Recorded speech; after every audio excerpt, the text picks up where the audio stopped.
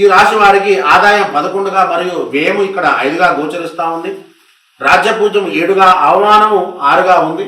కాబట్టి ఈ సంవత్సరము, ఈ పరాభవనామ సంవత్సరం వృశ్చిక రాశి వారికి ఆదాయపరంగా మంచి చేస్తుంది అని చెప్పేసి మనకి ఇక్కడ అర్థమవుతుంది.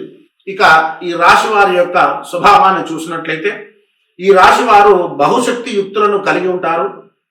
ఆవేశం అధికంగా ఉంటుంది. అయినా నేర్పరితనము, ఓర్పు వీరి సొంతం. ఇక వీరు చేయవలసిన పనులు ఉపయోగపడుతూ ఉంటాయి. ఉద్యోగ అవకాశం కలదు, కానీ ఉద్యోగంలో నిలబడటం వరకు మాత్రమే దగ్గరగా ఉందురు.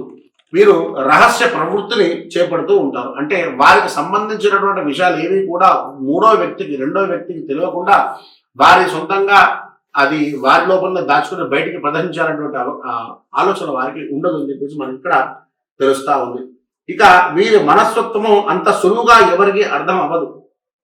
ఇది ఈ వృశ్చిక రాశి వారి యొక్క మనస్తత్వం అనేటువంటిది ఎవరికి తొందరగా అర్థం కాదు అనేటువంటిది ఇక్కడ మనకు జాతకంలో రాశి ఫలాల్లో చెప్తా ఉన్నారు. ఇక ముందుకు వెళ్ళినట్లయితే వీరి మంచితనము ఇతరులకు తెలియటకు సమయం చాలా పడుతుంది.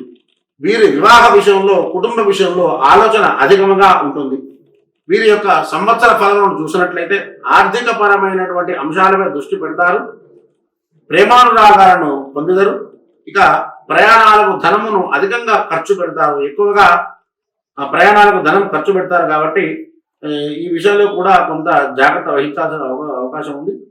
సంతానము మీద ఉన్న అధిక ప్రేమతో కొంత ధనమును వృధాగా ఖర్చు పెట్టి ధన ప్రాప్తి మరియు విద్యాగోష్ఠి సభలందు పాల్గొనడానికి నూతనంగా వస్త్రాలను కూడా వీరు కొంటూ ఉంటారు.